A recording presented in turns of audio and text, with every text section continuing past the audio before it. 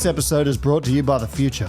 Oatly had experts look into the future, which is totally possible, by the way, and then report back about what things will taste like when we get there.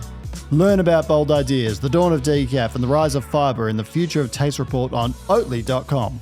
Welcome back to the Coffee Show, everyone. I am your host, Kirk Pearson, and joined today by 2022 World Barista Champion, friend of mine of 10 years or so now, going back, Anthony Douglas. Welcome to the Coffee Show.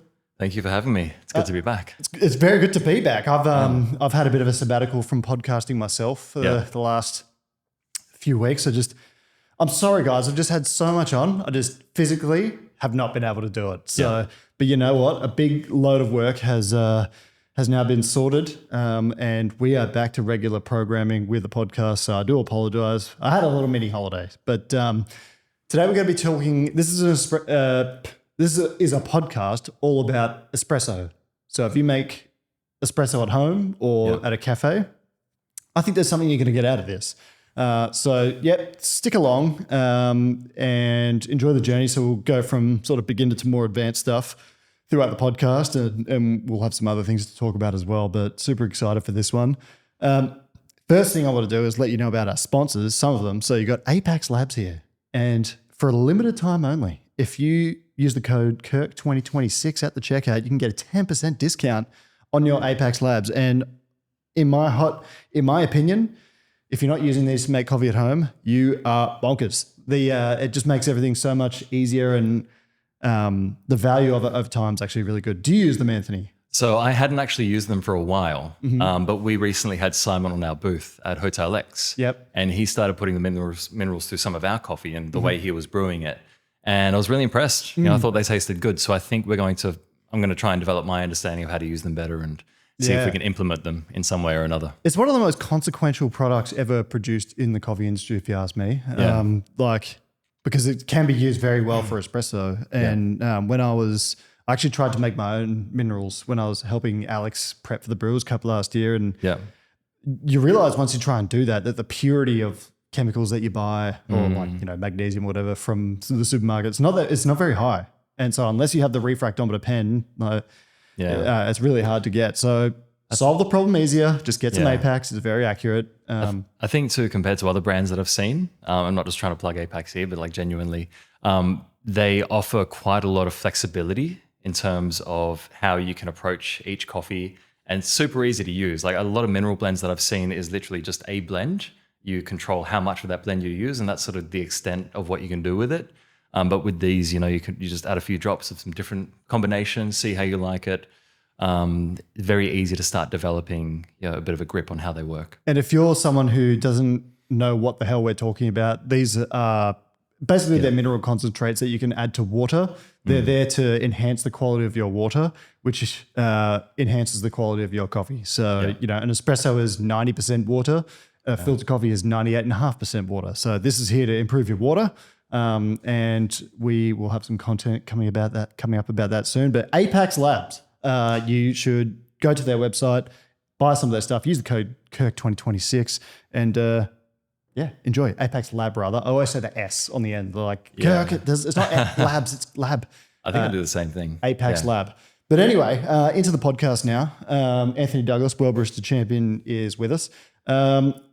Going to start with a bit of a glossary. So I'm going to hit you with a word or term, and I'll just get you to give your own concise definition, if you will. So there's some seemingly complex discussions to come, but if you all listen to this glossary and understand it, it'll be much easier for you to stay along with the conversation. So dialing in.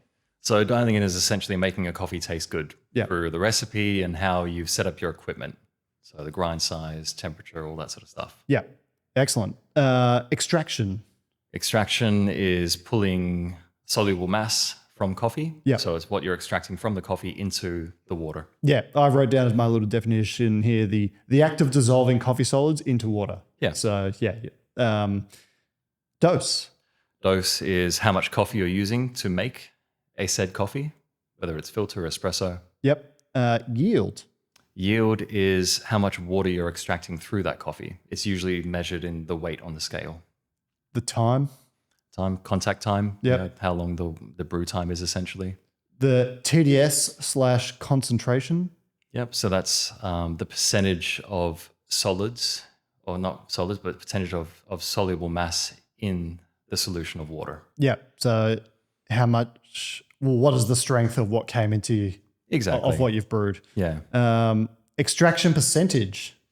It's the percentage of which you've extracted from a coffee. Very, very interesting term that Anthony and I will touch on later, but Yep. I think it's something that if you're working as a barista, not necessarily if you're a home barista, it's probably not as important, but if you're working as a barista, something I think you should understand. For sure. And then, of course, brew ratio. Brew ratio is simply how much coffee you're using compared to how much water. So, for example, 1 to 2 brew ratio would be 20 grams of coffee to 40 grams espresso. Excellent. Well, that's a good little introduction to here, and I guess like one of the things that I've been really, and I'm sure you get asked a lot as well, is I'll have friends that don't work in the industry and they message me and say, "Hey, what equipment should I get for X amount of money?" Yeah. And a lot of people that they want to break the bank for their first sort of purchase as well. So if you're, if I'm giving you like a little bit of a budget, what equipment would you buy for your home setup? So we're talking espresso here, like espresso machine. Yeah. So I'd probably recommend definitely prioritize getting a good quality grinder, right? Like the machine is important as well. If you get a coffee machine that's too cheap, you just won't have the pressure to produce a good quality cup, regardless of the grinder that you use. But I do see a lot of people put emphasis on buying a good machine, right, as opposed to the grinder. So make sure you've got a nice quality grinder. And then as far as coffee machine goes, you can spend something between, I recommend maybe $1,000 to $1,500, and you can get something really decent, like Breville, dual boiler, like those sort of machines. Do really good coffee. Did you play around on the new Fellow espresso machine? Have you seen it? I did once. It's beautiful. Yeah, it looks really amazing. nice. Yeah. How much was that? I think it's like $1,500 US. Oh, wow. Yeah, that's a bit of a steal, really. So if I had a choice, I would probably get that then. Yeah, okay. if I was on a bit of a budget, because it's beautiful and it makes really good coffee too. I was going to ask you later, but I'll just ask you now. Yeah. Why is the grinder thing more important? Because this it's pretty common discourse. I think a lot of people hear this said, but they don't understand the why. So why is the grinder sometimes more important than the home espresso machine?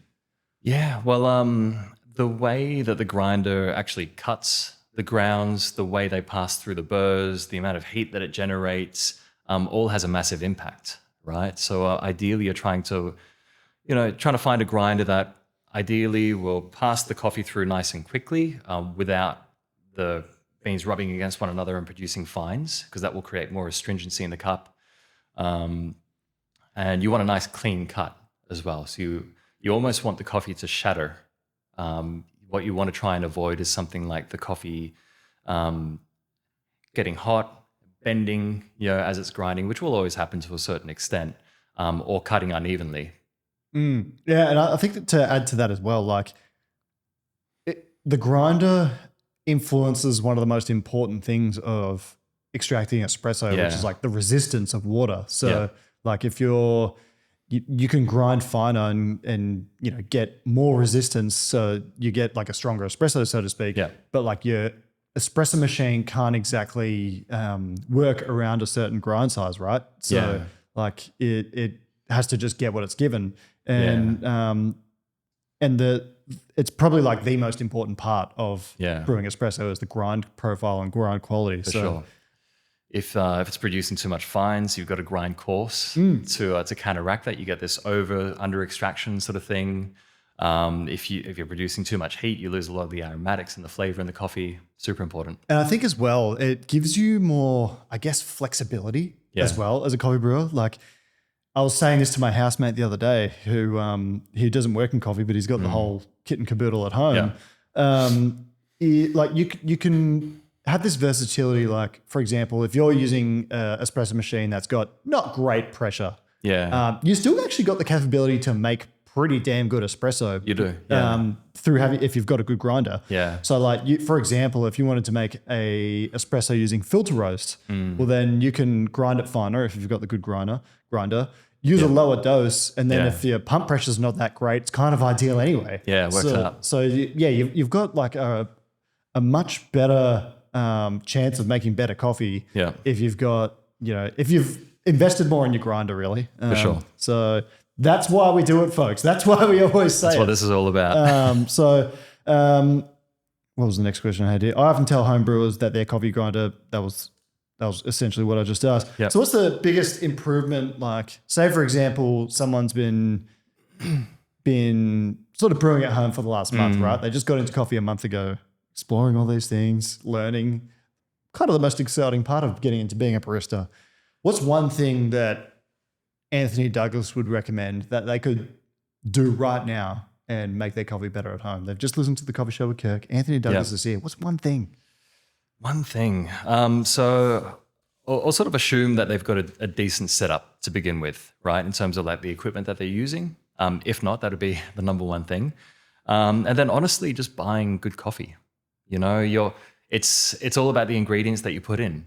Yeah. So it's funny. I brewed a coffee the other day from like a roast that I like, and it was a good quality coffee. And I butchered the brew. Like it was too fine. Everything went wrong, and it still tasted good. Like if the ingredients good, like the output is usually going to be pretty good too. So I think that is actually like, this is probably the most important point of the whole podcast, really. Yeah. Like you cannot like just, well, if the goal is to make the best coffee possible, yeah, and you're investing in all your machinery and stuff, but you want to go cheap on your coffee, makes no sense. Like one of the best things you can do to make the best quality coffee is use good quality beans, and like that's literally it. Like you could go cheap on your espresso machine and your grinder, but still use good beans and get better results. So from reputable roasters as well, for sure.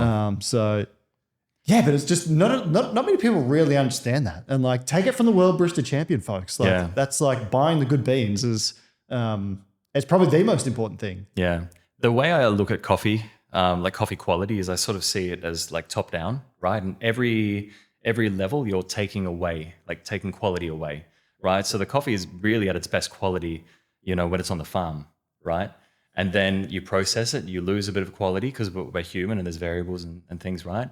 And then, it's how it's shipped and how it's roasted and how it's packaged. And then so every step you're sort of losing a little something, right? So trying to secure the quality at the top, through good quality sourcing and then roasting and so on is a great way to help preserve that quality in the cup. How do you go about that, if I may ask? Because we'll get more into the homebody union stuff later, but I'm curious, like when you're sourcing, what's your approach to that? So for me, we just choose coffee that we like. And it's funny because I see, whenever I attend cuppings, I see a lot of people are very serious about it, which is great, respect to them. They're taking lots of notes and they're smelling the aroma and stuff. For me, I'm just like, okay, I like that one, and that one. You know what I mean? Yeah. I'll get those three. I suppose what I'm usually looking for though is I'm looking for sweetness. Sweetness is one of those things that I find connects a lot of people. Very rarely do you have someone complain about a coffee being too sweet, right? And if you have a coffee that's sweet, it can balance the acidity, it can balance the bitterness. On top of that, something that has good clarity of flavor, something with very identifiable flavors. I find those sort of coffees speak to people a little bit better, right? If you have a coffee that tastes like apricot, mandarin, and Earl Grey tea, and those flavors are really distinct, right? And someone can taste those in the cup. It's a great way for consumers to help connect to specialty coffee. I find this such an interesting discussion to have right now because the world of buying coffee has changed so much in the last 10 years. Yeah. And like there's a lot of, I guess, importers that operate in every country now. So you don't really need to travel to origin to buy coffee anymore. It's not an essential part. But I always think of, I actually think it's a massive green flag if a roaster buys the same lot from the same farm every year. Like, there's, Axel, who you used to work with, do that with a bunch of coffees, and you see them year after year, and they're great, and it's always exciting. Market Lane are particularly good at doing this here in Australia, as our Proud Mary. Massive green flag if they if they're repeatedly buying the same coffee. Absolutely, yeah. I think it's a win-win for both people. Yeah, in and a lot it of ways. usually means you're securing better stuff as well. Exactly. Farmers producers, they like working with people in long-term partnerships. Yeah. If you're just like 1 year, 1 year you're in, 1 year you're out, I don't think that really works. But even for us, through Project Zero, I've been buying from Bolivia every year. This is the Project Zero's new packaging, by the way. If you're seeing this on the side and you're wondering what it is, bit of product placement there. Yeah. But yeah, it's fascinating the philosophy of buying. Yeah, absolutely. On the same note too of like distinguishable flavor notes for customers, I feel like your coffees really fit the bill. Like I walked into your cafe, I was like, oh, this coffee's being ground right now, right? You served me a milk coffee, no idea what it was. I'm like, it's that coffee, isn't it? Yeah. Right. So I think being able to give that to consumers through the coffees that you source is pretty cool. Yeah, well, I think as well, like you and I have known each other for a long time now, and like I used to have a business called Sub-Zero Coffee. Yeah. And basically I would get all these really fancy coffees and freeze them and then serve them on demand. So because I preserve them. But one of the biggest challenges of that was like I could not break into the common consumers kind of play space, or even attention. It's like it was something they were willing to try once. Yeah. And then because there was so much verbaling, it was just overwhelming. I was like, cool, I did it once. I don't really want to do it again. Yeah. Whereas they see strawberry cheesecake, not necessarily the other farm information, and then they taste it as well. Yeah. And it's just like, that's what they want. Yeah. And that's like been one of the biggest learning curves for me is like, what do people actually want in coffee? Like not people that work in the industry, but the general consumer. And I think simplification. Yeah. To be very honest. Agree, disagree? I agree. I think too, it's just keeping a focus on the experience in the cup. Yeah. A lot of customers, don't care what side of the mountain the coffee's grown on or what the sort of climate, it's in and how many times it's been turned every hour. A lot of people just care about what they're going to taste in the cup. I do think too, a lot of people don't quite have a palate that's sophisticated enough to be able to appreciate a $50 cup of geisha compared to a $20 cup of something else. Yeah. Right. Like same as me, there's no point in me spending a crazy amount of money on a bottle of wine because I just don't have the appreciation for it. My palate's just not, I don't drink wine. I don't have that sort of palate. Right. So.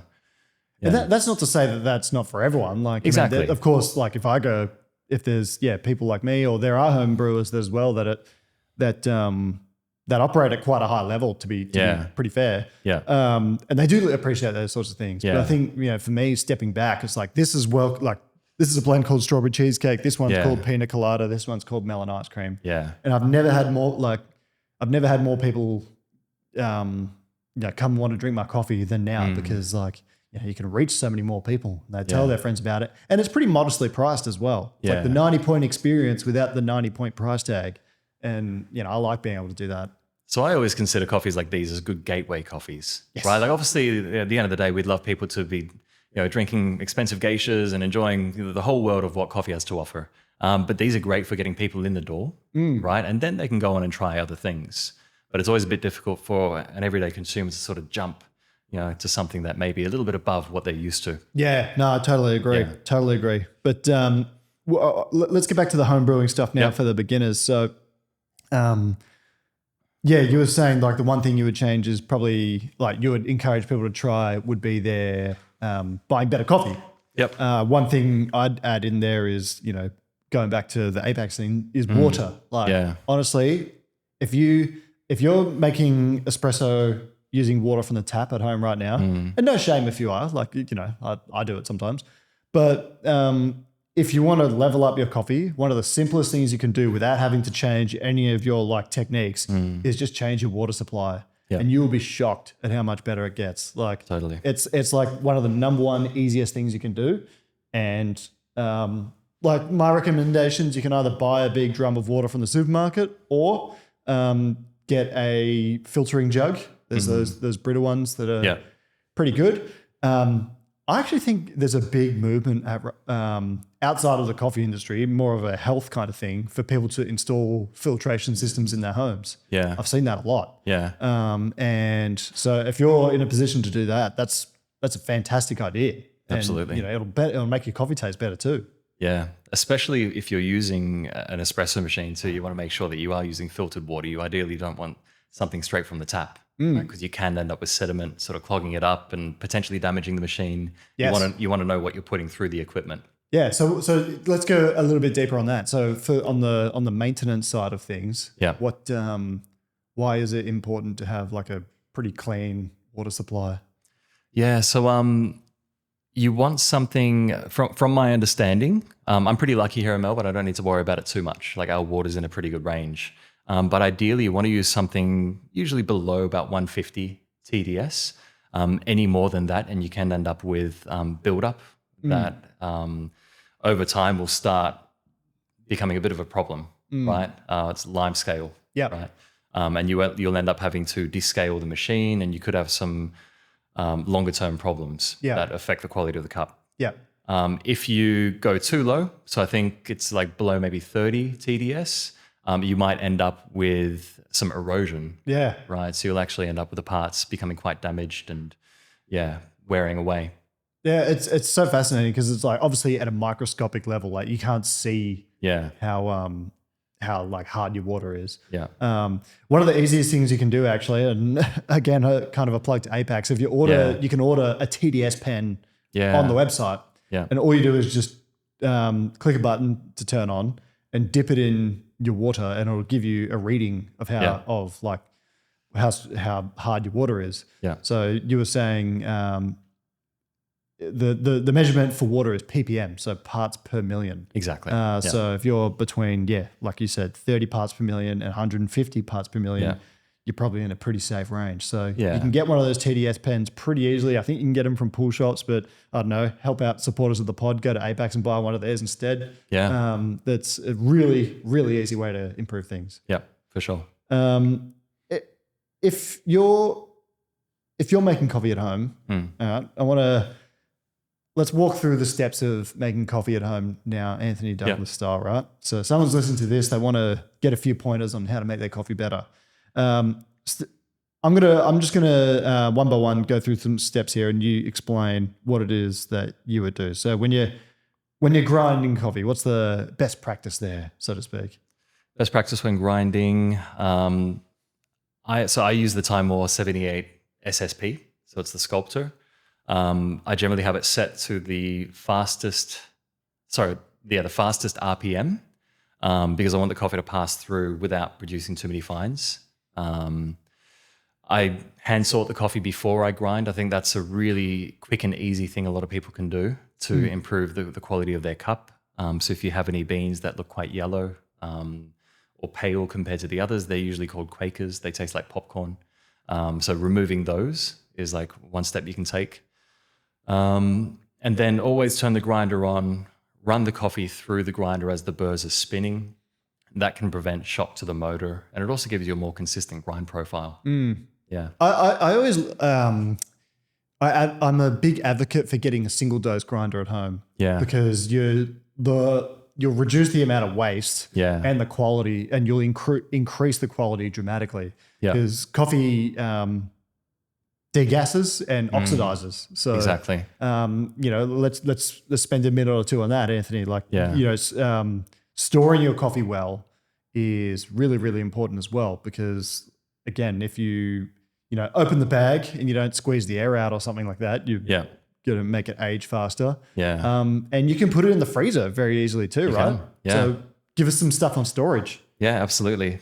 So there's four things that usually will degrade the quality of coffee. So you've got heat, you've got sunlight, you've got moisture, and then you've got oxygen, right? So best practice is usually to store your coffee in something airtight in a cool, dry place. And if you want to go to the next level, then yes, you can store it in the freezer, right? So if you're storing it in the freezer, I recommend storing it in single dose canisters. You can vacuum seal it if you want to. But if you're more conscious of, say, the environment, you want to do something a little more sustainable, use canisters. Ideally, the canister is going to be a size that doesn't allow for much headroom, right? So it'll minimize how much oxygen is in the canister with the coffee. So you want it to be full of beans? Full of beans. Yeah. Yeah, exactly. And then, I like to grind frozen.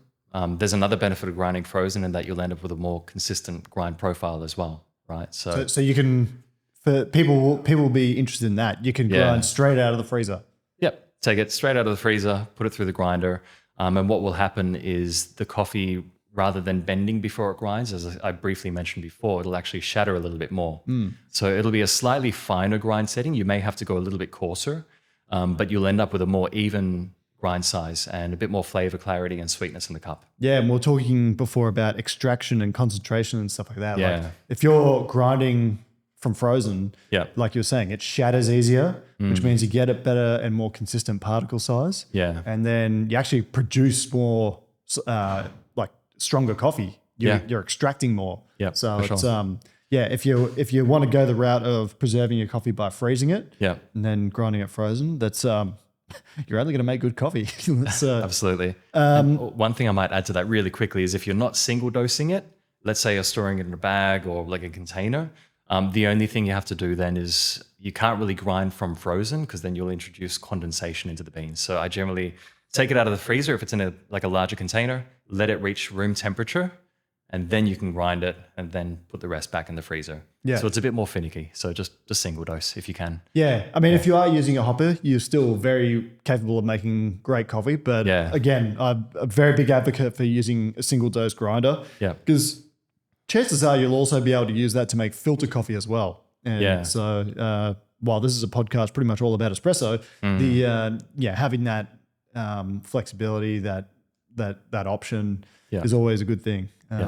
So talk us through your distribution technique. Distribution. What is distribution as well? Yeah, so distribution is essentially where you take the bed of coffee and you make it as evenly distributed as possible.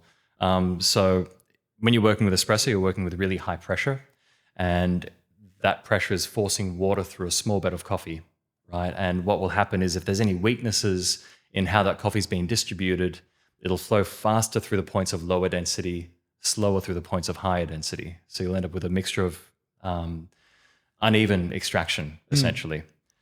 So in a poorly distributed bed of coffee, say for example, you've ground your coffee and then you put the tamper straight on it, you haven't distributed, there's probably thicker parts of the puck for simplifying purposes. Correct. And thinner parts. So obviously the water's got to run through the thinner part. Yeah. So if you distribute the coffee, which there's a few methods of doing, which Anthony will elaborate on shortly, you will have a better chance of getting a better extraction. So what are some good ways of distributing coffee?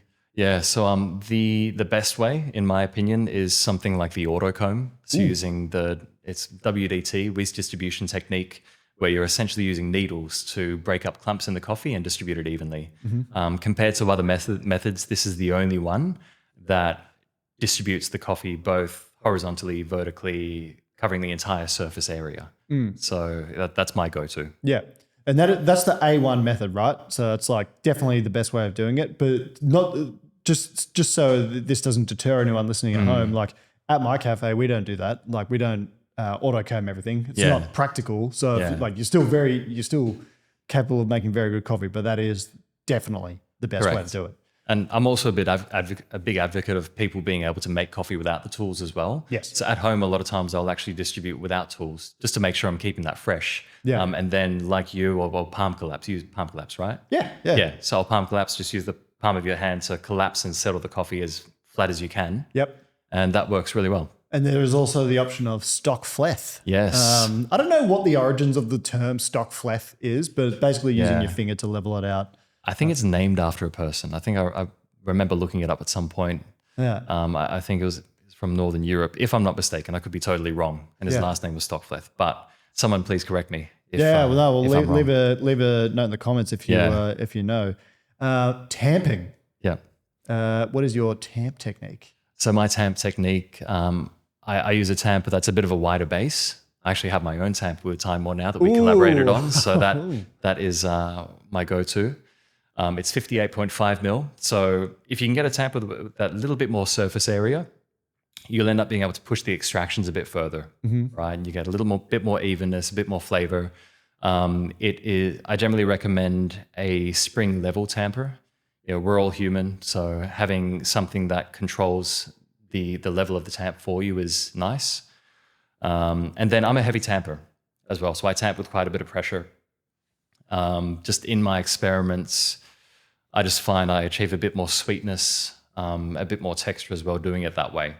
My theory is that the water is filling the headspace and saturating the coffee a little more completely before it has the chance to pass through with a heavier tamp. But I don't know the science behind it.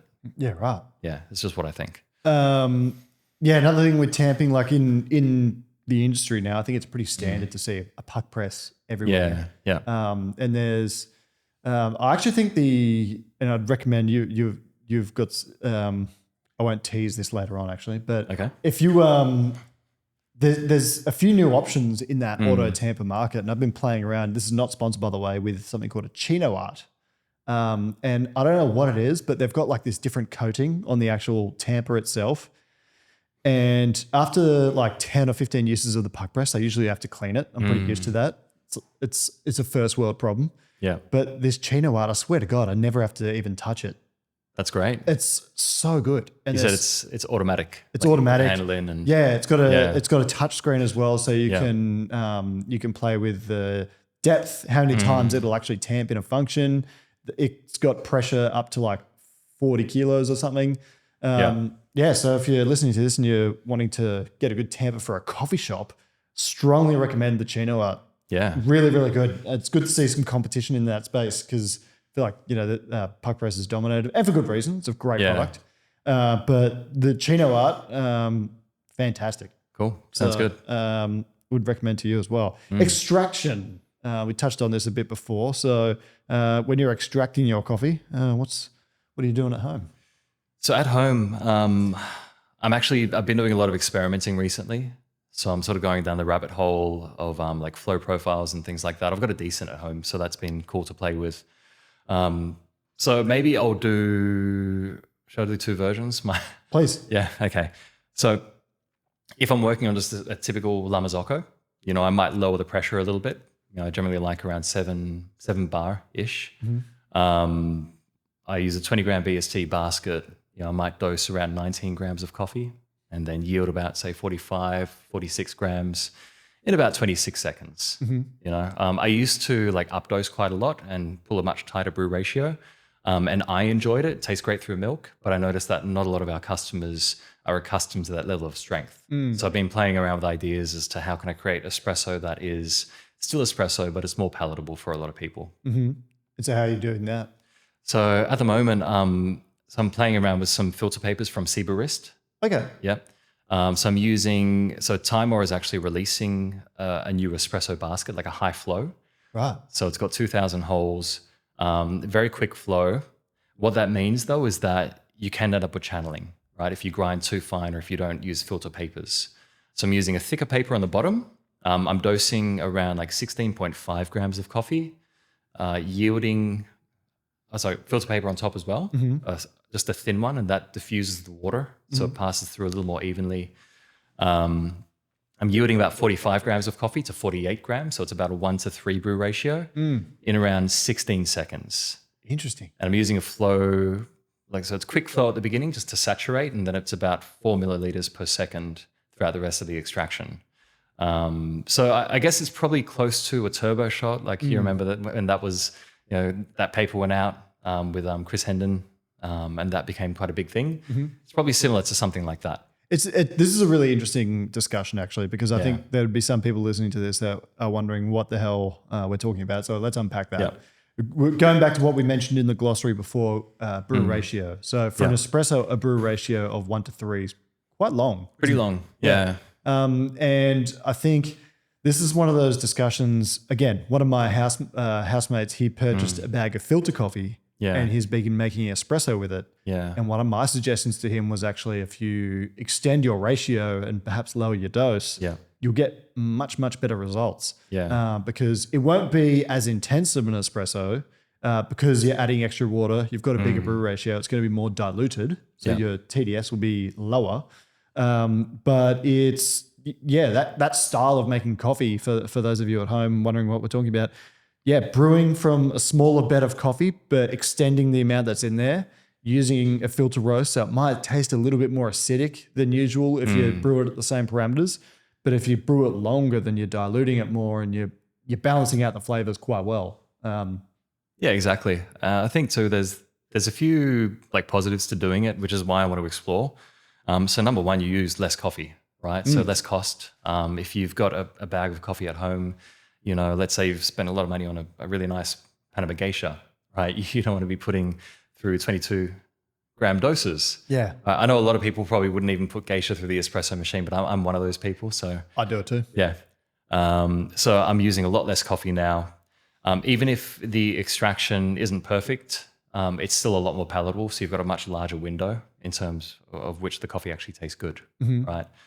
And I remember Matt Perger talking about this a while ago, but he used to talk about the idea of using less, but just getting more out of it, which is sort of, I'm respecting that quite a bit recently and trying to see how much I can get out of a coffee, without having to use too much. The carbon footprint of a cup of coffee is actually massive as well. Like Yeah. if you, it's unbeknownst to the common eye. Like, if you're thinking about, the plastic cup that you get in or the paper cup, that's like probably a fraction of the emissions that come from it, to be fair. Because you think of, for one, growing the coffee and the resources and inputs required for that, water, fertilizer, which is all very pertinent in today's world where fertilizer's experiencing a bit of a shock at the moment. Yeah. And then you think like transporting it to an origin, to a customer from origin. So it's all been processed, then transporting it on a ship, all the fuel that's required for that. Then the freight from the shipping yard to whatever roastery it's going to, then putting it in the roaster, which uses a lot of gas, and then transporting it to the customer in a bag that it's packaged in. Like it's actually got an enormous carbon footprint. It does. And so it's that's not to discourage people, and you're not doing the wrong thing by drinking coffee. There's plenty of products that do that as well. But I just think what you're saying is pretty raises a good point. Yeah, we should actively all try and waste less coffee and use less coffee if we can. Yeah. For sure. So there's an enormous footprint. I cut you off though. Was there another method of espresso you were going to mention? No, that was it. Just those two. Okay. So that one that I just spoke about is sort of what I'm playing around with recently. Mm-hmm. Yeah. It's interesting you bring up the decent espresso machine as well. So for those at home wondering what the decent espresso machine is, it's like it's a very compact espresso machine. There's a home and a commercial version now. Yeah. And it's got like an iPad on top of it. Yeah. And it literally gives you live data of what your espresso shot's doing. Yeah. And a very capable machine, I might add, as well. It can do a lot of different and amazing things.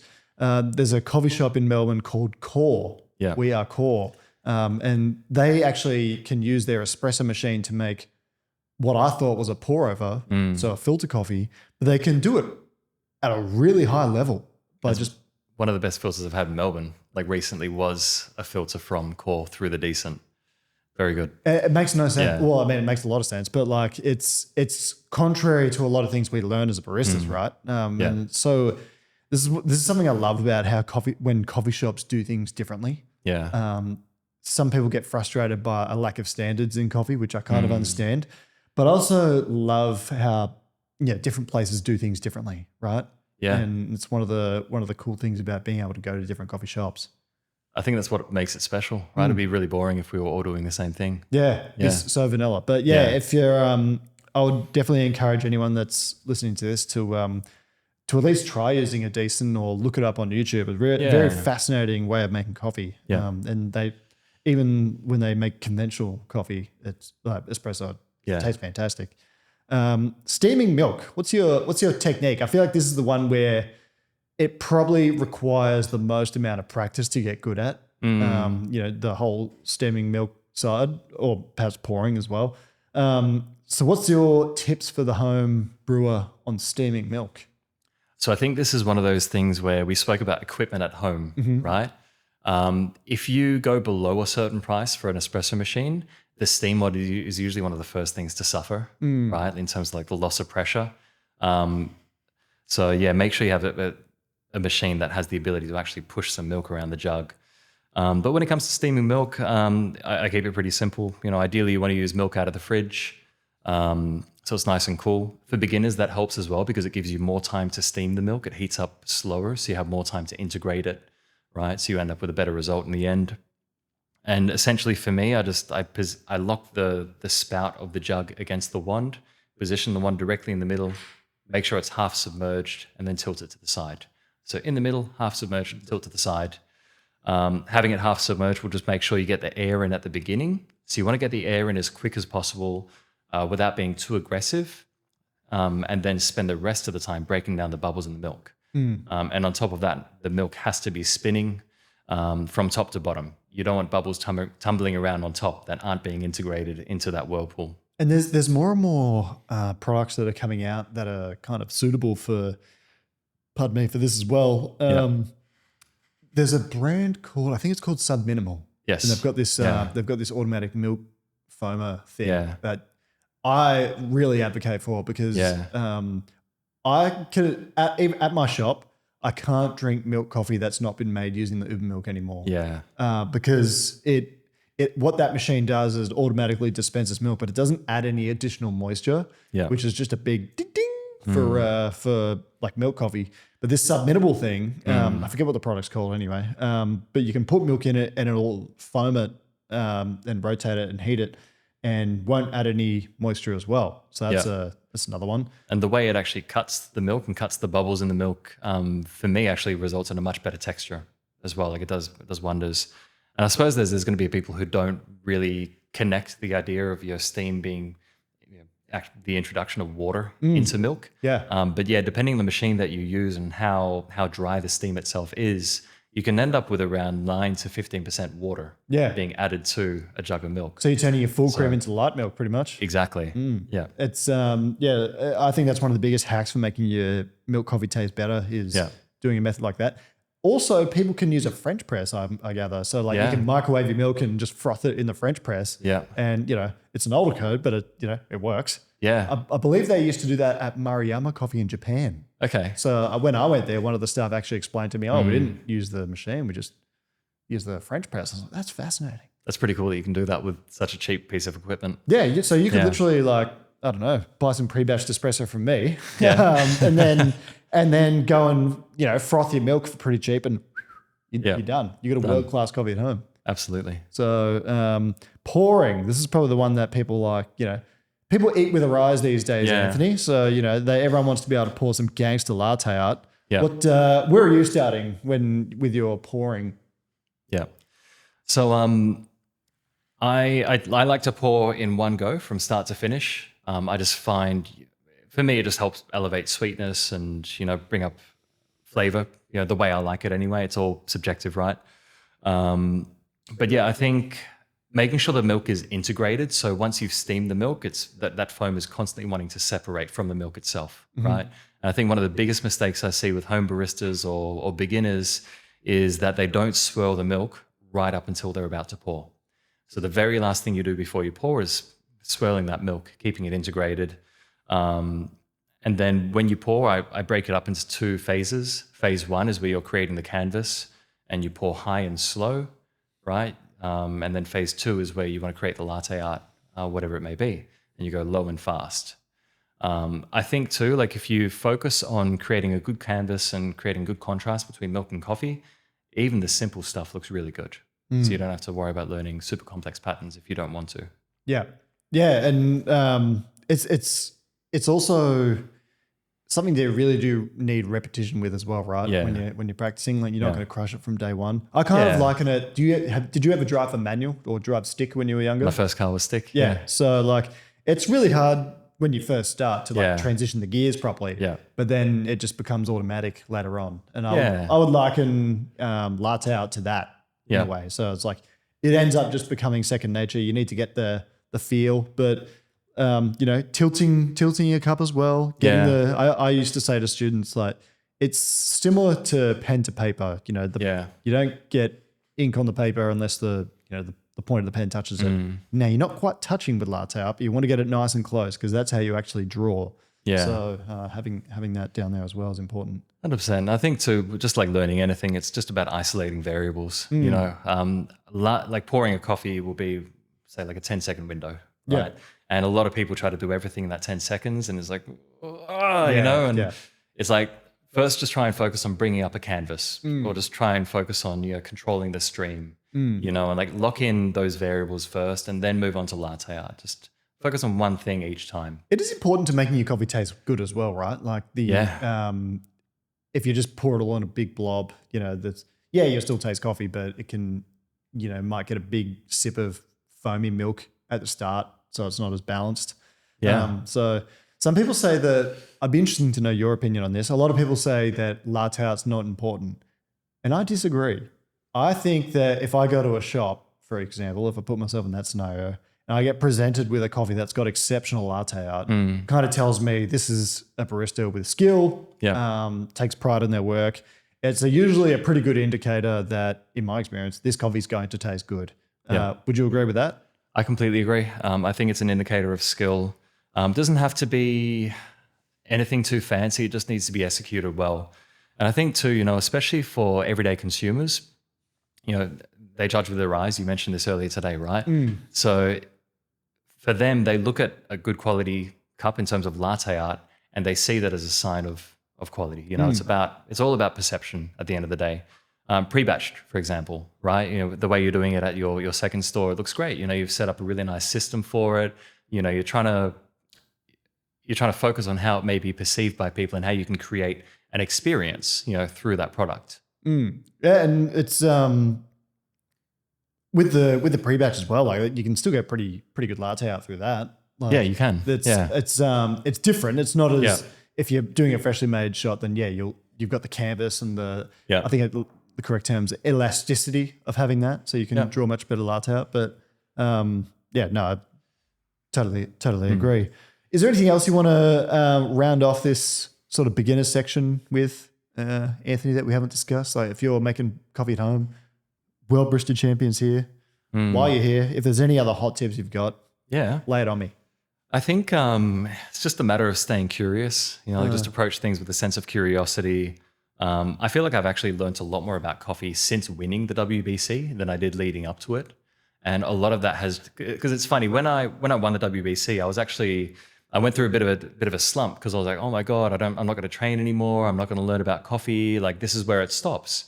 But I've actually been practicing like almost every day consistently since the win, for an hour to a couple of hours each day, just experimenting with different things and playing on the decent. And, so I think it's really about developing your own set of skills and your own set of methods and values and how you approach coffee, right? And trying different things and sort of creating your own cheat sheet in a way. Yeah. In like, okay, so after experimentation, this is how I like to steam. This is how I like to pour.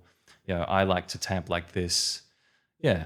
I think as we transition to the advanced part of the podcast now, it's good. It's a really interesting point you bring up, because I think as well the interaction between the home barista and a professional barista is really important. So like, someone coming in as a home brewer and, being curious and talking to baristas and stuff like that. I just want to, I guess, instill in people that work in the industry. It's like, we really want to encourage these people and nurture them. And if you've got time while working on the bar, like one of the big things we do at the shop is like, if it's not too busy, I'll get the customers to come around and I'll show them how we do things. And that's great. Yeah. I think that's like, that's a good sort of way of getting people who buy your beans to keep coming as well. It's like, I'm really curious in the next few months. I want to implement a program at the shop, and I've spoken to the guys about having workshops for subscribers or people that buy retail coffee. So something where they don't pay, but it's like one evening every month or two where they can come, and if they have some questions, one of our staff will sort of teach them and nurture them. So, on the point of what you were saying, I just think that's an interaction that we need to kind of really cherish. In my opinion, because it's important, and we always want to be welcoming new people. Yeah, I think too. Like it's such a great way to get people into specialty coffee. Especially here in Melbourne, there's so much sensitivity around the price of coffee, and I think if we want to have the ability to sell coffees that are a bit more of a premium price, we do need to put a lot of effort into getting people in the door and sort of doing things like you're doing and sort of showing them how it all works and showing them just the work that is going into producing a cup of coffee. It's interesting that you bring that up, actually, because I was thinking about this morning that, this whole conflict in the Middle East right now, the war in Iran, when it first started, there was a lot of, I think there's been a degree of scaremongering about the impact on, the coffee industry. Yeah. And like it's not turned out to be quite as bad as we thought it might. Yeah. Coffee, and where I'm going with this is coffee is like a very resilient industry. Like we survived COVID and then the supply side shocks and this, and, people as in consumers, they still want to drink coffee in abundance. Like I don't think the industry in Australia has slowed down at all. It's impacted, but I don't think it's slowed down. So have you noticed anything like that? No, I agree. I think here in Melbourne, coffee is still a functional drink for a lot of people, and it's so ingrained in our culture as well that it's just one of those things that is a bit of a staple. Yeah. Yeah. And, while I've brought up that subject as well, hopefully that can come to a resolution very soon, and hopefully, everyone can be safe and that war's just ended. I'm sick of all these goddamn wars. Just had a gutful of it, mate. Yeah. But anyway, to the espresso stuff, if you're a cafe barista, right, and you really want to level up your game, what are some of the fundamentals that Anthony Douglas would recommend that you work on? I think tasting, for me, that's the biggest thing, because it's like the skeleton key. Like if you know how to taste well, it unlocks your ability to understand every other variable, to its full potential, right? Whereas if you don't quite have the palate, no matter how much time you spend on different variables and focusing on different things, you would never develop as deep an understanding of it. So for me, like focusing on your palate and being able to taste is just paramount to becoming a good barista. How does one develop their palate? So I tasting a lot of things, right? If you drink a lot of espresso, if you taste a lot of espresso, you'll get pretty good at tasting espresso, right? Same thing for filter. Spitting out coffee as well is really important. So if you're swallowing everything you taste, that obviously limits how much you can taste. So I taste a lot of coffee and I have to spit a lot of it out just so I can taste as much as I do.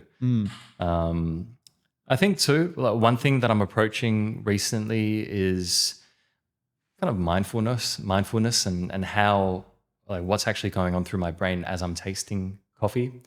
And what used to happen to me is I put the coffee in my mouth and then my brain would jump around and be like, okay, what's the dose? What's the yield like? What's the temperature like? And I'd try to, conceptualize and really analyze the recipe whilst I'm tasting. And that actually made it a lot more difficult for me to taste because of all that sort of talk going on through my head. So what I'm doing now is I've got a bit of a mantra. It's called awareness first, analyze later, or analysis later. So put the coffee in your mouth and you want to go pretty zen. Like you just want to have a completely clear mind. Just let it sit there. Try to take in the experience as much as you can. Like swirl it across your palate if you need to. Just try to gain a picture of what that coffee is trying to tell you. And then when you spit it out, go back and sort of analyze the finer details. Like, okay, what did the dose taste like? Do I need to increase it, decrease it? Was the yield too long, etc. Yeah. This kind of segues well into what I wanted to ask you about next. But actually, before I speak of that, one thing I'll add to that as well is keeping things clean. Yeah. There's no such thing as too clean. Yeah. Like keeping your group handle clean throughout the day. So like if you're working as a barista and you're not cleaning your group heads throughout the day, that is one of the quickest and easiest way to improve your coffee's flavor throughout the day. So if you're building up dirty coffee grounds, just easy money there. Taking out the shower screens during service and giving those a rinse, another easy one that, because you'll notice there's dirt and film on the top of those as well. So that's just a simple how you can keep your coffee tasting good if you're at work. So we're kind of in that sort of industry section of the podcast now. So we're talking about things where if you're working as a barista, these are some things that you can do to improve. I think too, it all comes down to perception, like going back to perception, right? If I walk into a cafe and I look at a bench that is just covered in coffee and mess, it, like subconsciously, I may expect a lower quality coffee to come out because I'm like, okay, this barista doesn't have very high standards. He's not as professional. He or she is not as professional, and I think a lot of customers would feel the same way. Yeah, no, totally. It's a good indicator of what you're about to expect. I'm always drilling my team. So we have this like stone bench that's like cream colored, and so it makes it look messier than it probably really than like a stainless one. But still, it drives me nuts when my staff, they know to expect if I come in and things are dirty that there's going to be trouble. But anyway, keep your things clean, keep your area clean. Yeah, you work faster as well. Like if you think that you actually working really quickly and making quick movements is going to get your coffee out quicker, like it might slightly, but if you've got your area set up properly and you're working just more structured, you'll actually work quicker, in my opinion. Yeah. A bit of a tip too, just to add to this, I picked this up through competition, but integrate cleaning into your workflow, right? So you unlock the handle, you purge, and then the next step should be you wipe the drip tray, right? Or like you lock the handle in, button goes on, cups go down, you wipe the bench. If you can create like a very systematic workflow, then you'll be able to integrate cleaning without even having to think about it. Yeah. But for a lot of people, it's a second thought. It's like, I'm making coffee. Oh shit, it's not clean. Yeah. And then wipe, Exactly. And I think as well, that when like, if you're on the job doing this, if you're taking the time to just, even if you stop making coffee and just clean for a bit while you're busy, like that's okay. Like it's okay. You can pile up your dockets and smash them through after, but like working in a structured, clean, tidy fashion. If you're entering the industry, that's like develop the skills when you start. And if your mentor's not teaching you this, but you've listened to this podcast, listen to Kirk and Anthony, right? We're looking. He's a world barista champion, right? We're looking out for you. Didn't accidentally win. It didn't accidentally win either. That's actually a good thing I want to mention as well is having a good mentor. Yeah, I feel like is incredibly important when you're trying to become better at anything, really. Yeah. So I was lucky enough to work with people like yourself, Leon Holdsworth. You and Leon are the two best baristas like I've ever met and worked with. So Leon was the head barista at Saint Ali. I've tried to get him on this podcast. He's a bit of a recluse, but the man can just make the best coffee, and he was such an incredible mentor to me. And then getting to work with you for a limited time at Axel as well. Like having great mentors is just one of the best things that will accelerate your coffee career. Likewise, I've definitely had a few mentors. Who are some mentors that have shaped you? Yeah, so there's three that come to mind. First one would have to be my ex-boss, Dave Macon, right? So he supported me all throughout competition, taught me a lot about coffee. More recently, Craig Simon. So I've been roasting out of Criteria with him, and he's been just a wealth of information. And someone else, the cafe came up earlier, Michael Allen from Core Roasters. He is an absolute nerd when it comes to coffee, and I've picked his brain on many occasions. He's very knowledgeable, just so good at what he does. Yeah. So, yeah. Yeah,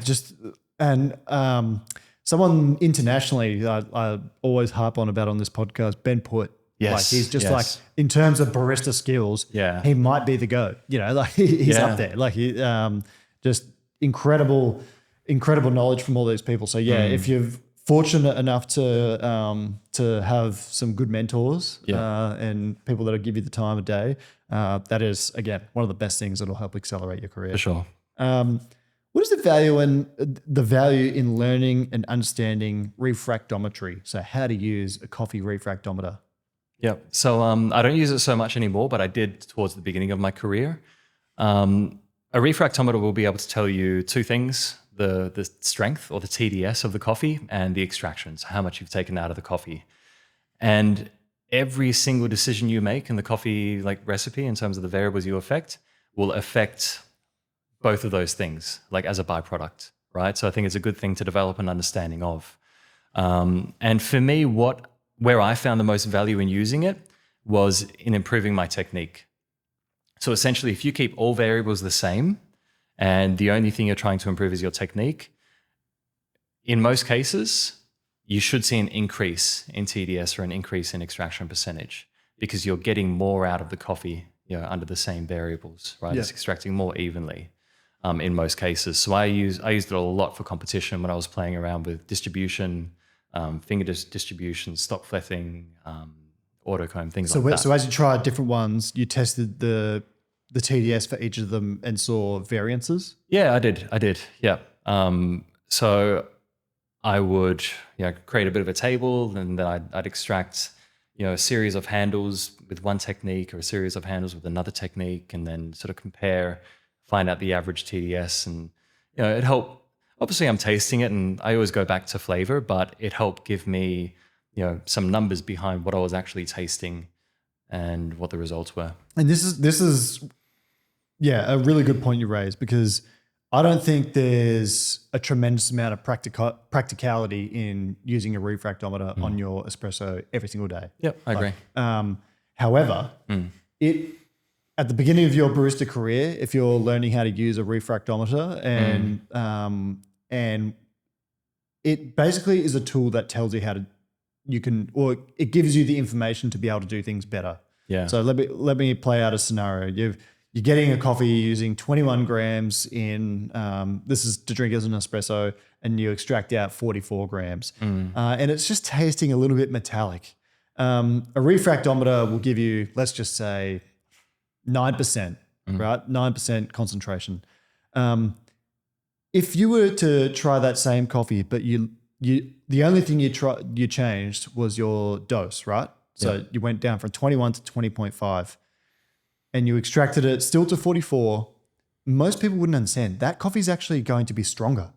It's got a higher concentration because this is going to the extraction section now. Yeah. So you're actually extracting more from a slightly smaller coffee bread. Yeah. So which is contrary to what many people would think. Some people would think you add more coffee, it gets stronger. Yeah. No, that's not always the case. And this is why I think the learning refractometry is important at the start of your barista career, because you can learn to associate tastes with, I guess, the science, right? So say, for example, later on, you've got a situation where you're tasting a coffee and it's metallic again, but you don't have a refractometer. It's like, all right, well, that previous experience taught me if I drop my dose, I might actually increase the quality of the espresso here. Yeah. Would you agree with that? Like, was that kind of how you used it? Totally. Yeah, it definitely gave me an understanding of like the three key variables in espresso, right? Dose, yield, and time, and how those things impacted overall extraction. It can be useful for things like if you want to measure how dull your burrs are, right? So over time, the same coffee, same extraction. Like if you're working with a blend, for example, and let's say the roasting's consistent, you'll start to see that the TDS will go down over time. So there's indicators there. If you're suddenly using a different water or a different setup, it can help you pinpoint very quickly, roughly where the espresso is sitting. And then once you're in the right sort of range, that's where you rely on your palate to get it to where it needs to be. So if you're using a refractometer, or if you're going to, or if you haven't, so this is let's explain how that works as well, right? So you've got a refractometer. Very important to make sure that it's clean using an alcohol wipe, because it actually uses a glass lens. So what the science of it is that you're shooting light beams essentially through a sample of espresso or filter, just coffee, and the signal it gets back is kind of how it measures the strength of your coffee. Yeah. So what you're doing is you want to make sure it's nice and clean, usually using a syringe to syringe out the espresso, make sure it's stirred quite well. And then the VST have some actual filters that you can use. They are quite expensive. You can use a filter coffee. $2 a pop, I think. $2 a pop. Yeah. But you can use like a filter paper and I think an AeroPress works as well. And so it needs to be filtered so it's got the sediment out, and you're placing just a drop on the lens and you press the button, comes up with a TDS reading. Yeah. So you might have to play that one again a little bit slower to understand it all. Yeah. But that in practice, that's how it works, right? Pretty much. Well, yeah, the more the more solubles are in the liquid, the more that light is going to refract. So it calculates the refractive index and the way the light bends through the coffee, which then will tell you if it's either thicker or if it's got more compounds or not. Yeah. Yeah. And then extraction as well. So I'm just going to, don't think I'm rude. I'm going to pull out my phone. Yeah.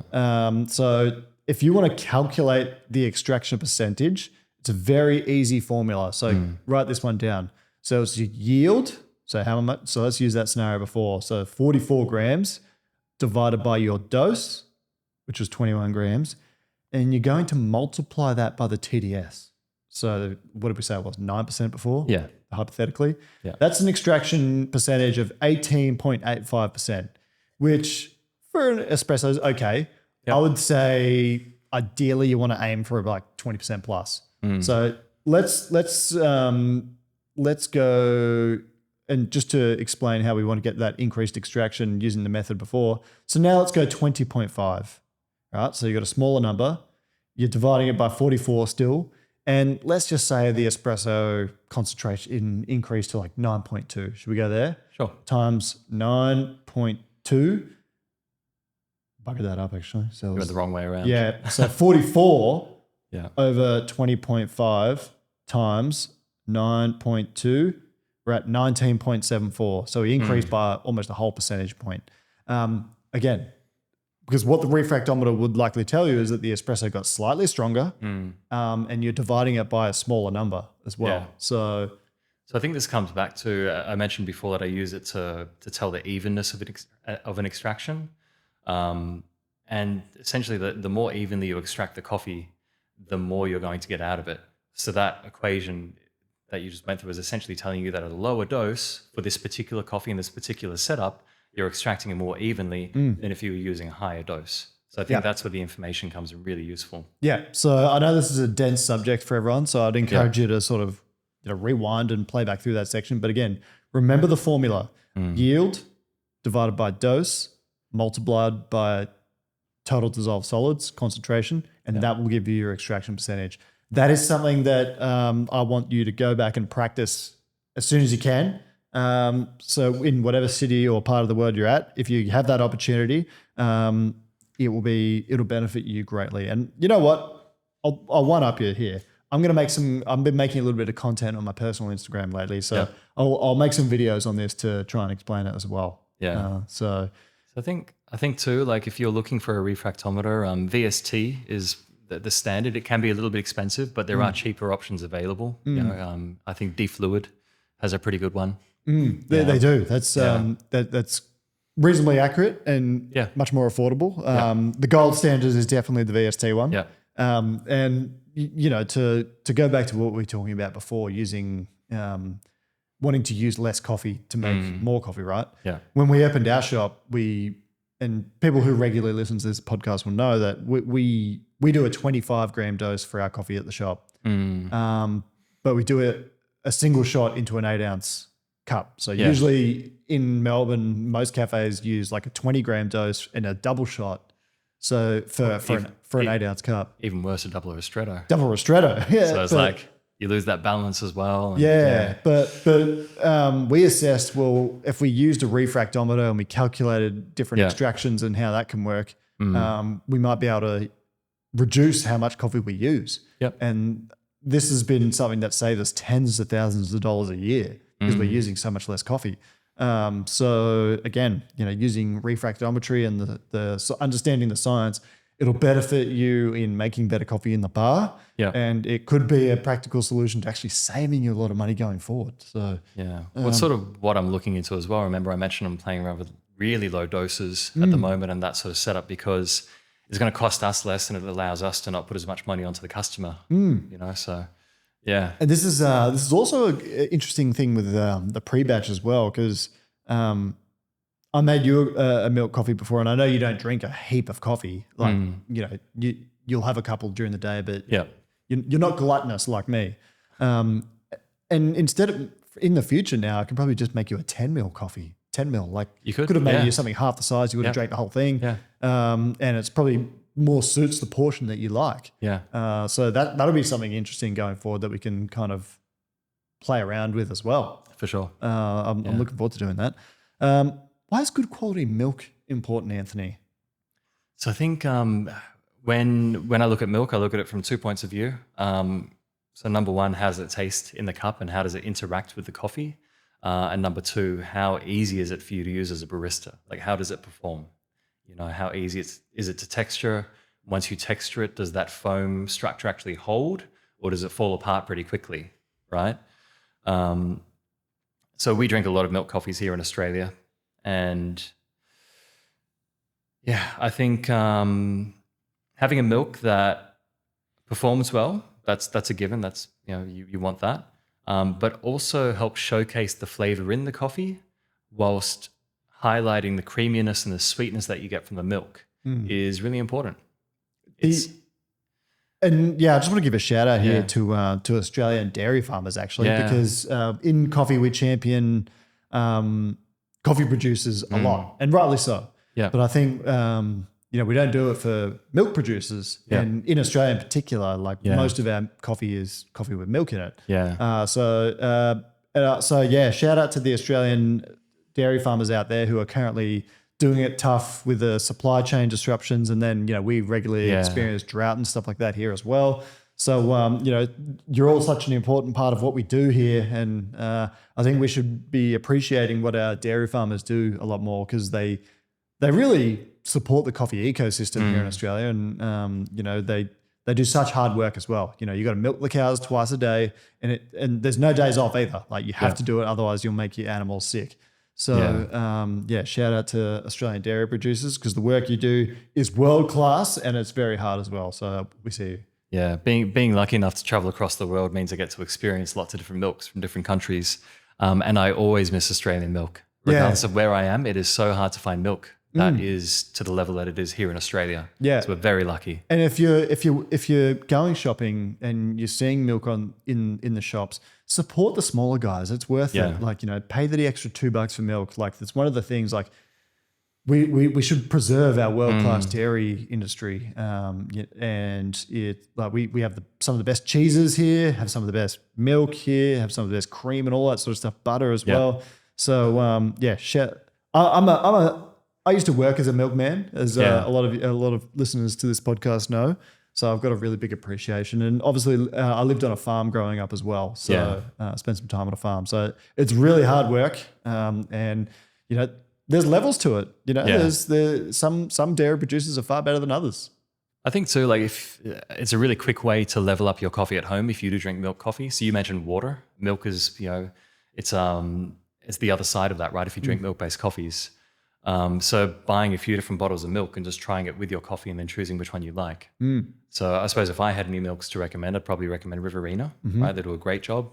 Really enjoying St. David's Dairy recently. Beautiful milk, Demeter and Schultz. They're like my top four. Demeter's probably like, I use Riverina Fresh at the cafe, right? Yeah. It's not fresh unless it's Riverina Fresh, I always say. And I used to work for them. I love those guys, and it's fantastic milk. I think if there's any milk that kind of showcases coffee flavors best, that's probably it. Yeah. But I would say Demeter's like the Chablis. Yeah. It's the highest quality milk there is. But there's so little of it, right? This is like a single origin sort of milk farm, I guess you could say, where they do biodynamics and stuff like that. It's incredible milk. Yeah. Incredible. Have you ever tried raw milk? I have once. Yeah. Yeah.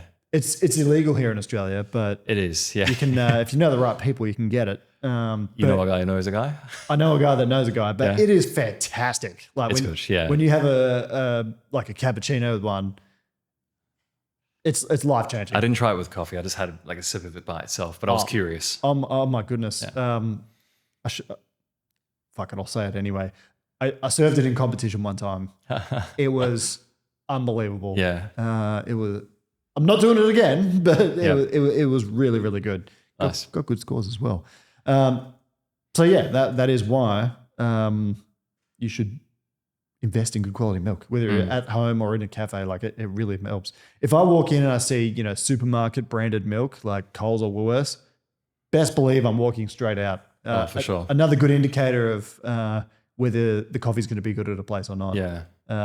Is actually the milk brand. Yeah, absolutely. So one thing I wanted to talk about a little bit more today is baristas taking pride in their work. Yeah. Recently, there's been a bit of a debate in Australia saying that Sydney coffee is better than Melbourne. Now I can play both sides here because I live in Melbourne, but I was born in Sydney. I don't agree with that assessment, let's just say, but we've got some work to do as Melbourne baristas to take back the perceived view that we're better than Sydney. Yeah. I just think I don't see as much pride in the barista profession anymore. And that's not taking shots at people. I think a lot of people that were working in the industry transition to other jobs because you can't make a career always out of coffee. And so we've got a lot of people here that are on a working holiday or they're studying at uni. So it's not necessarily something they care about as much. But I would like to see more people really take a lot of ownership of what they're doing in their job because you're there anyway, right? You've got to spend X amount of hours making coffee. You may as well do it well.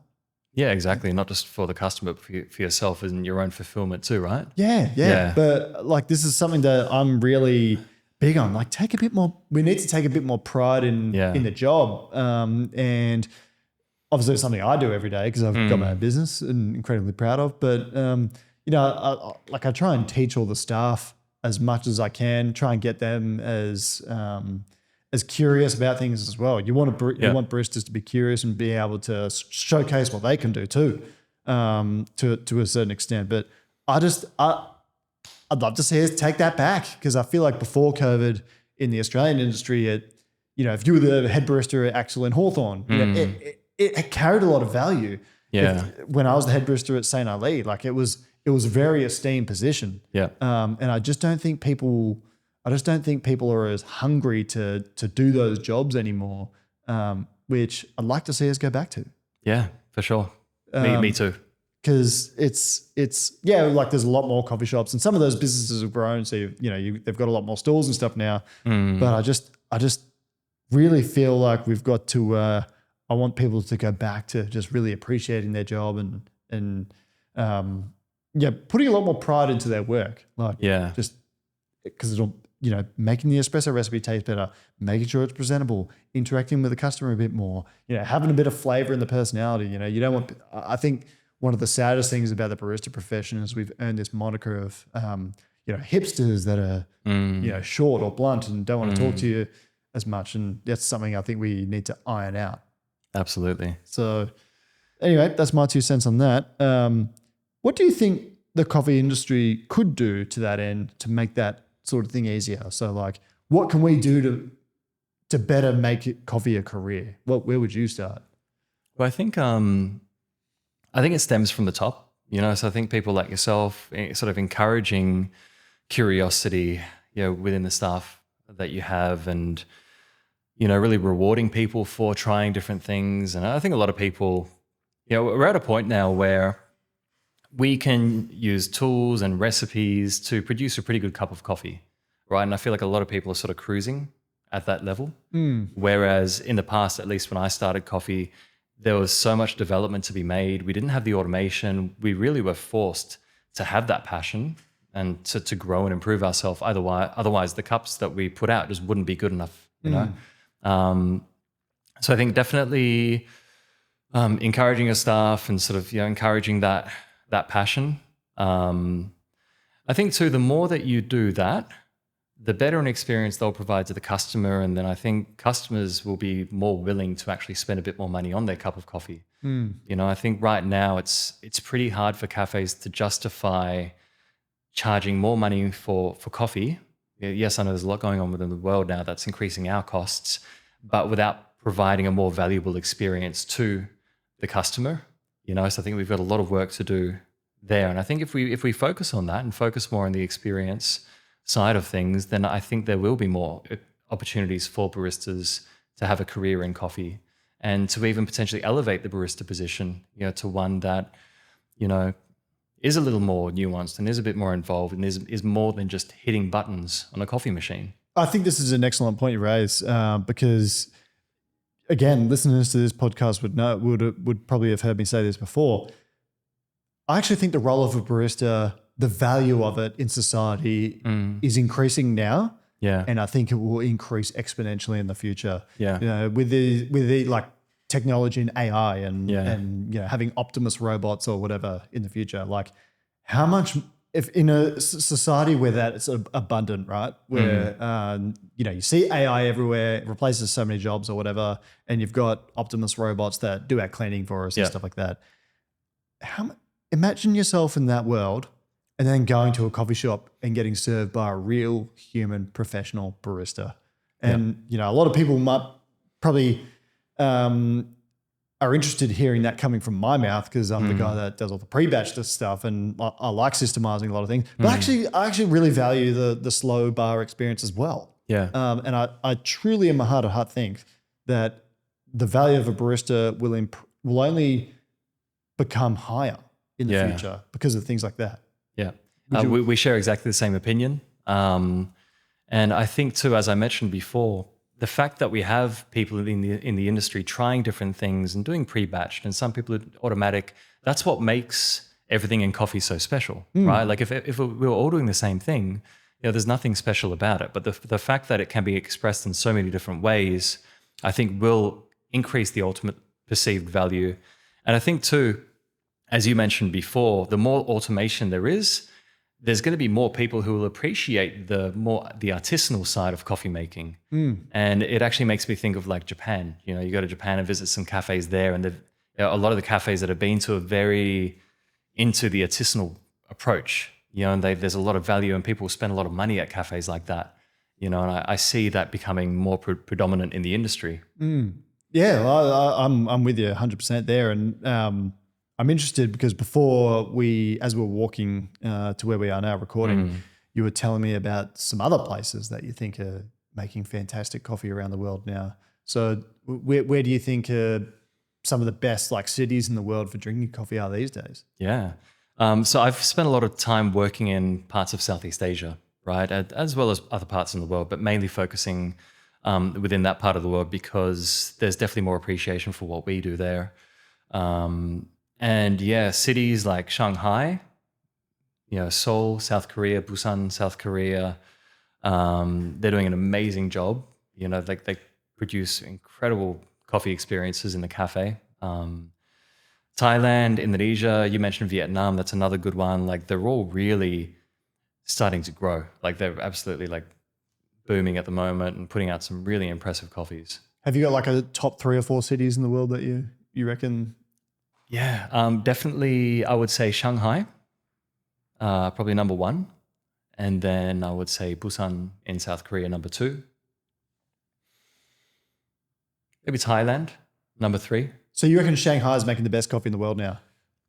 At least from what I've had, yes. Yeah, right. Yeah, it'd probably be a bit of a tie between Shanghai and South Korea. Yeah, I've been to Busan in South Korea, and they do an incredible job. Momo's Coffee would be the big standout there for me. Yep, they do a great job. There's another brand called Airy Coffee, who's the 2024 Korean champion. Came 5th in the world, but he does an amazing job. Best coffee in South Korea, as far as I'm concerned. Wow, like amazing. Yeah. Okay.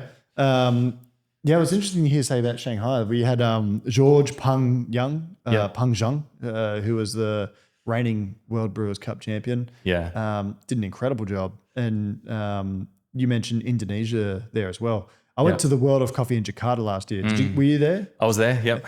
Pandemonium. Yeah. Like the level of interest coming out of these places. You're 100% correct. In Southeast Asia, the interest in coffee is just exploding. Yeah. Exploding. Yeah. And I've heard, again, lots of good things about the Thailand coffee industry as well. And the amount of passion for people there, like going back to what I was saying before, like the amount of pride that people have. You know, a huge part of the Melbourne coffee workforce actually is international students or working holiday makers that work on coffee bars here. Yeah. And they do a fantastic job. And I think it really reflects in what you were saying. Yeah. And like thinking of Thailand specifically as well, and just how passionate some of the baristas are. Like they've got so many smackdowns and competitions and filter, brew offs and things like that. And they're always trying to push themselves, which I respect a lot. You know? Yeah. Yeah, I think that part of the world, at least, I don't want to overgeneralize, but from what I've seen, they do have a bit of a competitive nature, which I think is really healthy and really helps to grow the industry. The one thing I noticed when I was in Dubai last year was that a lot of the workforce there are, baristas from Indonesia, the Yeah. Philippines in particular as well, and coming from mainland Africa too. And like they make up a huge part of the UAE workforce for the hospitality industry. And remembering again that country is like 90% expats too, although, you know, with the current situation, I think a few people have left. But a lot of what's driving the industry right now, coming out of Southeast Asia, and they're producing good coffee too. Yes. So Indonesia is producing excellent coffee now, as is Thailand. Yep, China too. Some coffees from Yunnan tasting amazing. And I got to shout out to the Philippines here as well. The Filipinos are producing excellent coffee, and I think that's only going to become more and more prevalent in the years to come. For sure. What if you were to go back to competition again? You know, go back and win a second title. What do you think you would do? Have you thought about that? I haven't, because it's not something that I would do with the business at the moment. But if I was to compete again, I think I'd like to sort of bring it back to basics. You know, I have noticed in the industry, in the coffee competition scene, it is very conceptual at the moment, and it seems to have strayed a bit from the technical side of coffee making. Not in all cases. Some people are still doing a great job. But I do find there's a lot more sort of storytelling and then trying to loosely connect the coffee and the routine to whatever the story may be. So for me, I would like to do something that would push myself in a new way to learn something new about coffee, or to innovate in some way or another. You know, so unless I had something new to present, then I probably wouldn't. But it's interesting you bring that up, because you look at the last two winners like Jack and Mikhail. They had these very personal stories. They've been very good, and you know, people shouldn't perceive as what you're saying is in any way critical of that either. It's because there's so many different ways to go about it now, which is really good. For sure. And even looking at those two, like they had the personal story, but they still had the technical side of things. Like they still connected everything to the cup, you know, which is fine. You know, my routine, you know, was very personal, but I still tried to connect everything to the experience in the cup as well. It's what's interesting about those two is I think they had a sort of similar path to the championship as well. Like, you know, I think they'd both been there at least twice before. You know, Jack came third, then second, then first. Then Mikhail, I think he placed previously. Then he might not have placed at another one. And then he won. Yeah, I think it was his fourth WBC, if I'm not mistaken. But just and I think they both kind of drew on that experience. You know, let go a little bit, not attach so much of their happiness to success in that regard. Which actually pushed them further, which was a really, really cool thing to see. I saw that. But if you, pardon me, to flip that on the other side with brewers, I think what George did last year with the, you know, he focused entirely on temperature. It was a really interesting routine. And when you watched it and you're like, there's no way this guy can't win. Just incredible. And for me, that's always my favorite kind of routine, where there's just one key focus and they just go deep on whatever that might be. I think to date still the best non-winning routine I've ever seen was Matt Lewin when he did this routine about freezing coffee. I really appreciated that at the time, and it was. I don't think there's any video of it, but heck, if I looked it up on YouTube and I couldn't find anything. I scoured the net because it was such a brilliant routine, and he's a barista as well, who I've got a ton of respect for. And that year when he was preparing with Geisha Village, like his coffees he served me were some of the best coffees I've had in my life. Amazing. But someone's going to have to recreate that one because it was fantastic. And then so good. And you look at the Australian scene last year, Simon, who's done so much for water science. Yeah. You know, I don't think anyone's really improved the industry as much in the last 5 years as he has, to be honest. Huge impact. Yeah. And then my guy Alex, who is focused on grinding frozen coffee as well. We were talking about that before. Yeah. Really, really interesting stuff. And grinding with dry ice, like almost, you know, super freezing, I guess you call it. I think the scientific term is ultra low temperature, so like negative 80 or something. Yeah. But again, so much to be untapped there. And when you say grinding with dry ice, you mean just storing it in dry ice, or literally grind it with? No, like good question. So what we did was we froze his coffee for like 3 hours in dry ice. So we put it in a tube and then submerge it in dry ice, and then it's beyond frozen from like a freezer, right? Yeah. Like the impact's huge. So you pour it in at that super low temperature, and then you grind it, and it just, you can audibly tell the difference as well. Like you can listen to it, and the grinder just breezes through it. Like it's just so easy for the grinder to grind it. Yeah. And then the impact on extraction is huge. Yeah. So aromatics are massive. Yes. The cup. Yeah. Yeah. And so and you know, he used a wash geisha from Esmeralda, and just like, it was to date the best washed filter I've had in my life for sure. Nice. So actually, you know what? That I'm going to start doing some weekends at the shop where we do some of that stuff soon.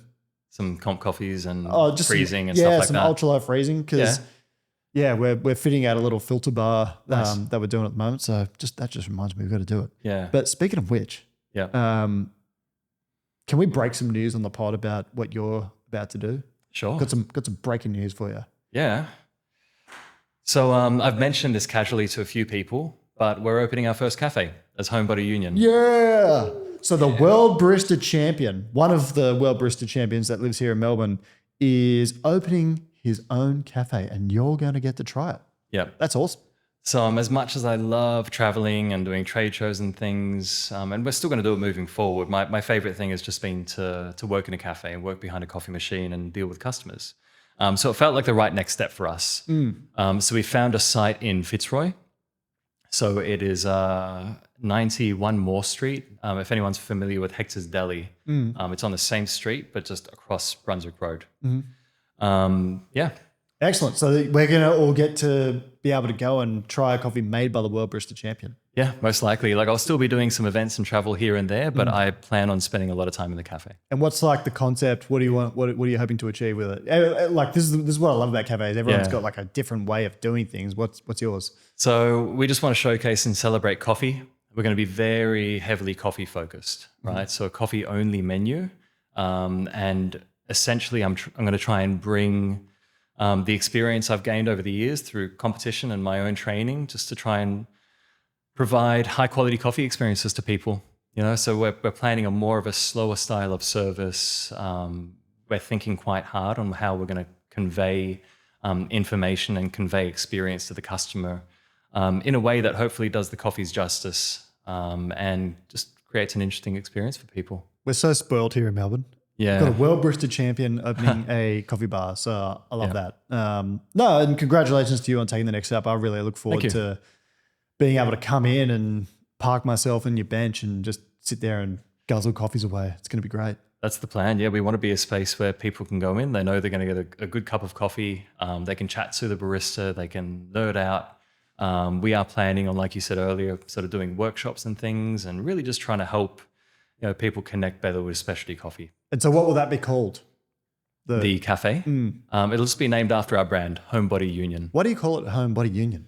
So we call it Homebody Union because my wife and I, my wife, Sue, is the creative director for the brand. I'm the coffee director. We're both a couple of homebodies.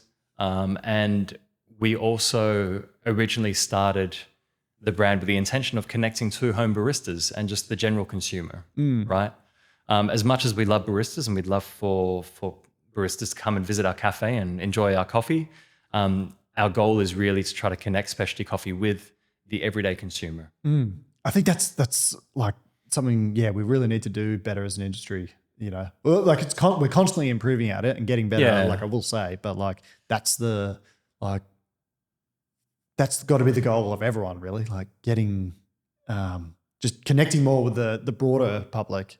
I think so. And we all win from that. Yeah, and I think too, you know, I mentioned earlier how sensitive Australia is on pricing, and compared to the other the countries I've gone to, it is one of the most sensitive countries in the world, you know, when it comes to coffee price. So that sort of tells me as well too that we're not really doing a good enough job of conveying coffee value and actually conveying why some people should spend more money on certain coffees. You know, so it is fascinating because Australians do complain about a coffee being like $6, for example. Yeah. And if you were to get that exact same coffee in London or New York, you're looking at like $10 Australian plus. Yeah. We have the cheapest coffee in the developed world in Australia. But we'll happily go and get a $15, $20 glass of wine or a cocktail. But, but that's just something people need to understand. We have the cheapest coffee in the developed world. So no one wants to pay more for things. I get that. No, neither do I. But like, you know, for the quality that you get here at that price, like you really cannot beat it. Yeah. You really cannot beat it. It's the cheapest coffee in the developed world. So if you're upset about it, sure, but just keep in mind, you're getting something great, world-class industry, and it's the cheapest. Yeah. So how lucky you are, the home listener, for this. So what does the next 5 years sort of look like for you? So you spent the last few years traveling, doing a whole bunch of different stuff all across the world, ambassador, kissing babies, so to speak. Yeah. You got this shop opening. So what does 5 years from now look for you? Yeah, we're going to be heavily focused on the brand, hopefully getting our coffees into more people's homes. I imagine opening the cafe, it's not going to be easy. You've done it yourself, right? So I think the first few years we're going to have to spend running around doing our best just to try to, you know, to get the brand out there and, you know, gain exposure and I look forward to it. Yeah, me too. I can't wait, you know. This whole process has been really exciting. It's been such a learning curve. Very rewarding. We'll be running the cafe. We'll still be doing shows and things, try to gain a bit of an international presence as well with the brand. Yeah, I think you're going to do excellently. And I'm excited. Like, again, congratulations to you and your wife. Thank you. Appreciate it. I think you're going to do great. So I'm looking forward to being able to come in. Thank you. We're excited. We'll wrap up the podcast shortly. We've been going for an hour and 36 minutes. Okay. So pretty standard or?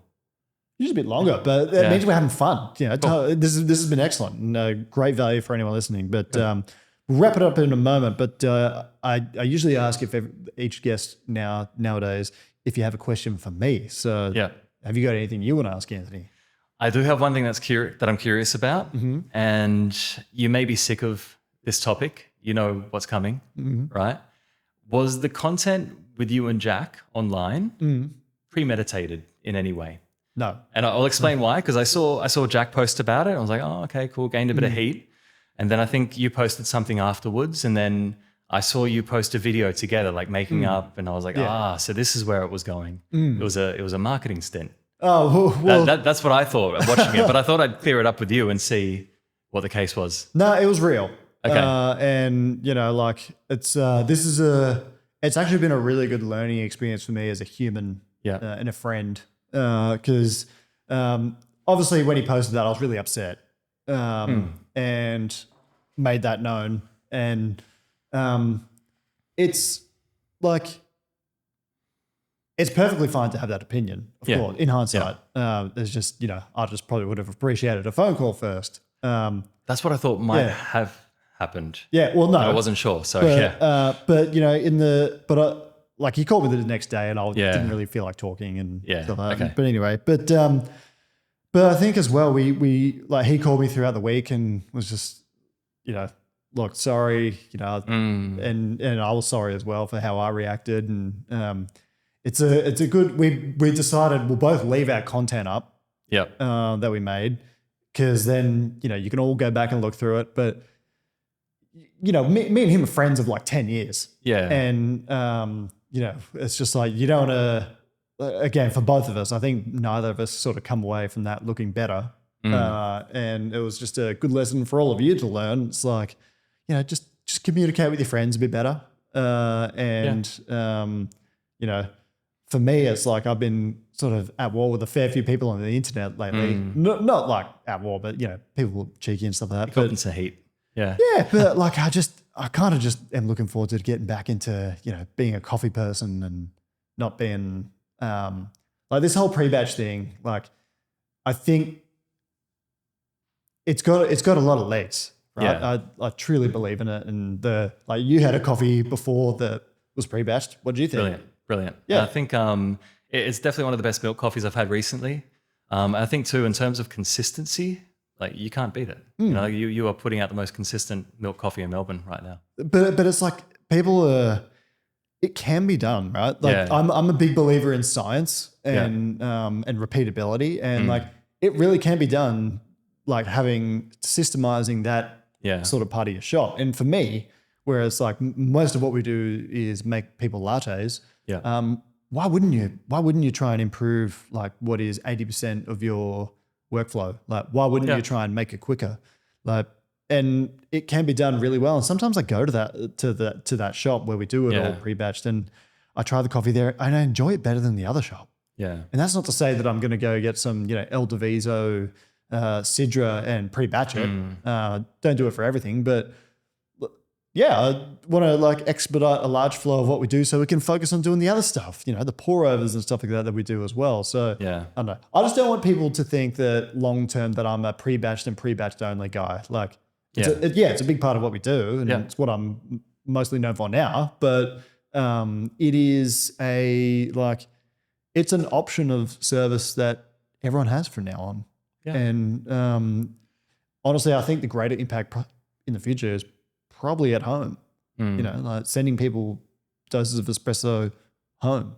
It might not be in coffee stores, to be quite frank with you. Yeah. It will be at mine, but I think that's where the future of that lies. But it wasn't premeditated. We had a bit of a spat. Okay. But, we worked it out as gentlemen. We decided to catch up, and before we caught up, we were just like, let's make some videos to show that we've kind of made up and stuff like that. They were pretty good. Cool. I thought they were pretty funny. I thought it was good, and like you said, communication is important. But it's okay to share your opinions online, as long as you do it in the right way. I think just having these discussions is important as well. And, some people will agree, some people won't, but the fact that people are talking about it, I think is good as a whole. It's strange though. Yeah. It's worldwide. Like, me just being an idiot here in Melbourne, it's global now. Like, there's some publications that are coming about it as well. I won't leak it, but it's getting international attention, and it's it's really strange. Yeah. And I'm kind of lucky that I've got the podcast, and I'm pretty used to having these online interactions and stuff like that, and getting a bit of heat and stuff like that. And so like I'm not unknown to it, so that made that all easier. Yeah. When I interviewed Scott Rao, that was probably one of the most interesting weeks of my life, because people just like vehemently don't like him for some reason, for just being himself. I guess anyone who has a lot of conviction in what they do, you will naturally have people who, almost want to attack you. Yeah. But so I'm versed in these matters a little bit. You know what I mean? So I guess it made it pretty easy. Cool. Yeah, I was just curious. On a personal note, I love what you're doing. I think the fact that we've got people like you doing pre-batch and sort of pushing the limits and trying new things is what makes this industry so special. I think too, customers will naturally filter between what they like. There'll be people who would prefer to come and have a coffee handmade by someone, or some people prefer to go to you and have a pre-batch coffee and have a banter and experience the level of service that you give, as part of that interaction. So it all comes down to the customer experience, right? Yeah. Well, I think it's an exciting time for coffee, because we're dealing with challenges, but how we deal with those challenges is, where we develop and grow and innovate. So, for sure. Even though there's so many challenges, I truly believe there's never really been a more exciting time to be a barista than right now. Yeah. So there's plenty of good things coming, and I think we've all got we should all look forward to those. Totally. But look, let's wrap it up.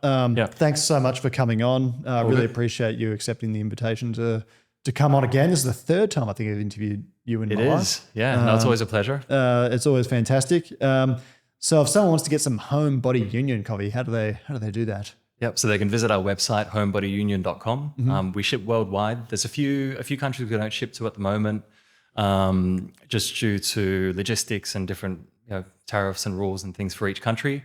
But we're shipping to as many places as possible. Our Instagram is @HomebodyUnion. And by the end of the year, you'll be able to go to your cafe. Yeah, exactly. We're hoping to open around July or August. Let's see how it goes. It goes a bit longer than expected, right? Yep. So we'll be selling lots of retail and hopefully some tasty coffee in the store as well. Potentially a pop-up, maybe. Yes, we have something in the works. Okay, right. I like the sound of that. Yeah. Well, thank you again to our sponsors as well. Oatly, you'll see the ad that'll have popped up a few times by now. Barista Group, always supporting me with machinery and stuff like that. They've helped me get that second cafe off the ground. And Time More, we love Time More. Time More's the best. We certainly do. Yeah, and if you're looking at getting some, Anthony is an ambassador for Time More. So if you're looking at getting good quality and affordable equipment, Time More. Time More's your brand. Scales, we use the scales, grinders, and kettles in the shop now, and they're fantastic. So thank you to Time More. But we'll wrap it up there. Hooroo, everyone. Thanks so much again, Anthony. Love it. You can either listen to the third Oatly ad of the day about how you can go to oatly.com and find recipes for the amazing drinks, or read the Future of Taste report. It's from the future. Or learn about the sustainability work. Or you can press the 15-sec forward button on your pod playing device. It's totally up to you.